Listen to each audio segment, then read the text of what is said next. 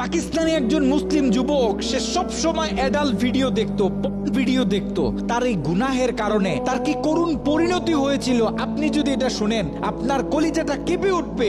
আপনি আপনার নিজেকে ধরে রাখতে পারবেন না। ওই যুবক অ্যাডাল্ট ভিডিওর প্রতি এত পরিমাণে অ্যাডিক্টেড ছিল, সে অ্যাডাল্ট ভিডিও দেখার জন্য বড় একটা অ্যাডাল্ট সাইট থেকে অনেক টাকা খরচ করে সে লাইফ টাইমের সাবস্ক্রিপশন কিনেছিল এবং সেই ওয়েবসাইটের অ্যাক্সেস সে তার নিজের বন্ধু বান্ধবকেও দিয়েছিল। সে তার সকল বন্ধু বান্ধবকে নিয়ে অ্যাডাল্ট ভিডিও দেখতো। ঘটনাক্রমে একদিন যুবক ভয়ঙ্কর গাড়ি অ্যাক্সিডেন্ট করে মৃত্যুবরণ করলো। তার লাশটা যখন বাড়িতে নিয়ে আসা হলো, এলাকার মানুষ তার লাশ দেখতেছে, অনেকে বলতেছে এই ছেলে তো নামাজ পড়তো, এই ছেলে তো রোজা রাখতো, এই ছেলেটা ভালো ছিল। কিন্তু তার ভিতরে এত ভয়ঙ্কর একটা গুনাহ যে ছিল, এটা তার বন্ধু বান্ধব ছাড়া অন্য কেউ জানতো না। সকলে মিলে তাকে দাফন করে যখন বাড়িতে চলে আসলো, ওই ছেলের মা গভীর রাত্রে মোনাজাতে আল্লাহর কাছে দোয়া করতেছিল, আল্লাহ আমার ছেলে যদি কোনো ভুল করে থাকে তুমি আমার ছেলেকে ক্ষমা করে দাও, আমার ছেলের কোনো গুনাহের কারণে তুমি তাকে জাহান্নামে দিও না, তার কবরটাকে জান্নাতের টুকরা বানায় দাও। দোয়া করতে করতে মা এক পর্যায়ে ঘুমিয়ে পড়লো। মা যখন ঘুমিয়ে পড়লো, তিনি স্বপ্নে ভয়ঙ্কর একটা দৃশ্য দেখলেন। তিনি দেখতেছে তার ছেলের কবরে আল্লাহ পাক জাহান্নাম থেকে কিছু ফেরেশতা নিযুক্ত করলেন এবং ওই ফেরেশতাদের হাতে বড় বড় কিছু কুড়াল, যে কুড়াল দিয়ে সকল ফেরেশতারা মিলে একসাথে তার ছেলের শরীরে আঘাত করতেছে। যদি তার ছেলের হাতে আঘাত করে তাহলে হাতটা কেটে দূরে গিয়ে পড়তেছে, যদি পায়ে আঘাত করে তাহলে পাটা কেটে দূরে গিয়ে পড়তেছে। তার ছেলে ভয়ঙ্কর ভাবে চিৎকার দিতেছে। ছেলের ভয়ঙ্কর চিৎকার শুনে মায়ের ঘুম ভেঙে গেল। মা উঠে আবার তাহাজ্জুদ নামাজের জন্য প্রস্তুতি নিলেন, আল্লাহ তাআলার কাছে দোয়া করতেছেন।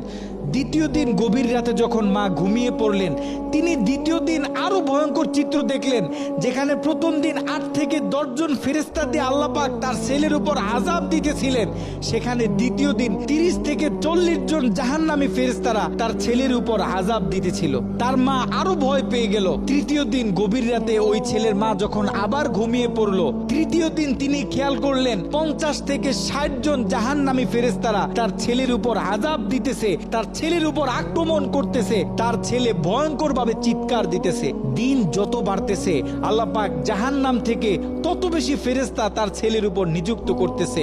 মা ভয় পেয়ে গেলেন, মা ভেঙে পড়লেন। ওই ছেলের মা ছেলের বন্ধুদেরকে একদিন ডাক দিলেন, ডাক দিয়ে বলতেছে, দেখো আমি আমার ছেলের উপর দিয়ে এই ভয়ঙ্কর স্বপ্ন দেখতেছি, তোমরা যাও কোনো আলেমের কাছে জিজ্ঞাসা করো যে কেন আমার ছেলের সাথে এমন হচ্ছে। ওই ছেলের বন্ধুরা মিলে পাশের বড় একটা মাদ্রাসায় চলে গেল। ওই মাদ্রাসায় ছিল একজন শাইখুল হাদিস।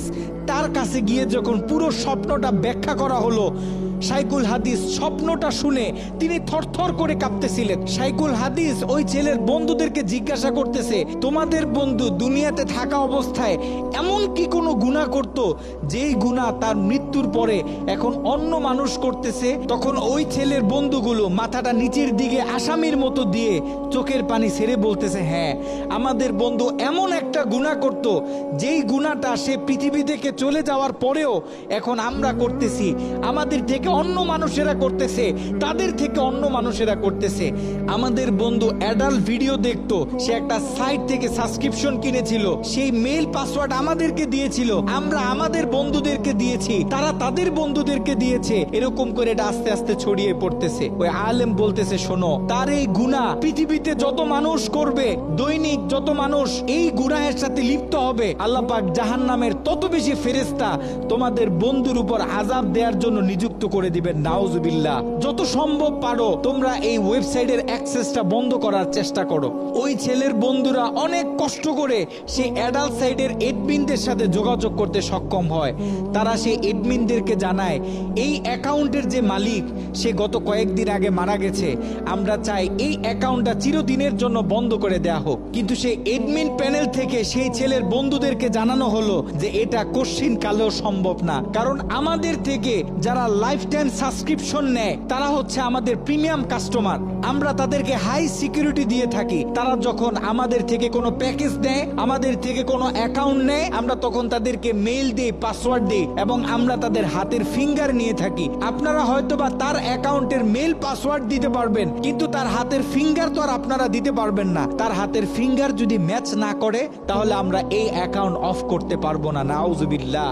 একটু চিন্তা করে দেখেন, ওই ছেলের রেখে যাওয়া অ্যাকাউন্ট থেকে যত মানুষ খারাপ কাজে লিপ্ত হবে, যত মানুষ পর্ন ভিডিও দেখবে, তত গুনাহ তার আমল নামায় যেতে থাকবে। একটু ঠান্ডা মাথায় চিন্তা করেন, আপনি আর আমি আমাদের সোশ্যাল মিডিয়া অ্যাকাউন্টগুলো কিভাবে ব্যবহার করতেছি। আমরা তো আমাদের ফেসবুকে কত ছবি শেয়ার করি, কত মুভি ক্লিপ শেয়ার করে থাকি, কত গান বাজনা শেয়ার করি। আপনার আমার মৃত্যুর পরে এগুলো তো আর কেউ কাটতে পারবে না। যত লক্ষ মানুষ আপনার আমার মৃত্যুর পরে এই ভিডিও দেখবে, আপনার আমার অ্যাকাউন্টে রেখে যাওয়া ভিডিও যত মানুষ দেখবে, আপনার আমার কবরে তত কঠিন কঠিন আযাব দেয়া হবে। আপনি আর আমি জীবিত থাকা অবস্থায় যদি আমাদের ফেসবুক অ্যাকাউন্টে ইসলামিক ভিডিও শেয়ার করি, একটা কোরআনের তেলাওয়াত শেয়ার করি, একটা হাদিস শেয়ার করি, ইসলামিক কোনো ডকুমেন্টারি শেয়ার করি, তাহলে আপনার আমার মৃত্যুর পরে এই অ্যাকাউন্ট থেকে যত মানুষ এই ভিডিওগুলো দেখবে, আমরা কবর থেকে তত বেশি সওয়াব পাইতে থাকবো। এ কারণে আমরা পৃথিবীতে থাকতে যত কাজ করব, সব কাজ যেন আমরা চিন্তা ভাবনা করে তারপরে করি। এমন কোনো কাজ করব না যে কাজ আমার মৃত্যুর পরে আমার কবরে আযাব বাড়িয়ে দিবে।